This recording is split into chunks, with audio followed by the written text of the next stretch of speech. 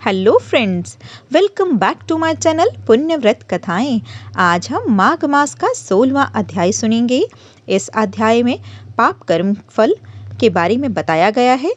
इस कथा में कंचन मालिनी और राक्षस का संवाद है और कंचन मालिनी अपने पूर्व जन्म का हाल सुनाती हैं।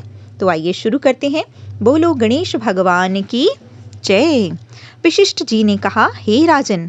तदोपरांत कंचन मालिनी ने कहा कि राक्षस, तुम मुझे अपने पूर्व जन्म का हाल विस्तार पूर्वक सुनाओ कि किस पाप कर्म के कारण तुम राक्षस योनि को प्राप्त हुए।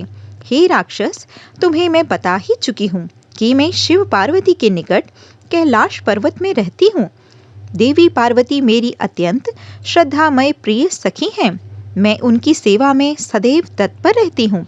उनकी सेवा में निरंतर लिप्त रहने के कारण ही मैं समझ पाई हूँ कि प्रत्येक प्राणी का अपने कर्मों के अनुसार ही योनि मिलती है।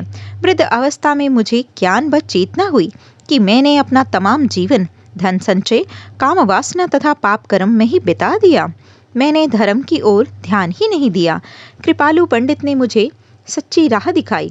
उन्होंने ही मुझे पाप कर्म से मुक्त होने का मार्ग दिखाया। मैंने राजपुरोहित के सम्मुख अपने जीवन के तमाम भेद खोल दिए। तदंतर मेरा कल्याण हो गया। मैंने भगवान विष्णु की आराधना की, भगवान शिव जी की उपासना की तथा विधि पूर्वक माघ मास की व्रत तथा तप किए तथा पाप कर्म से संचित धन का माघ की व्रत तथा तप किए तथा पाप कर्म से संचित धन का गरीब जीर्ण शीर्ण व्यक्तियों में वितरण कर दिया।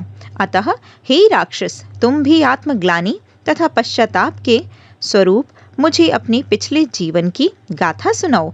मैं तुम्हें सच्ची राह दिखाने का प्रयत्न करूंगी, जिसके फलस्वरूप तुम्हारे जीवन का कल्याण हो जाएगा।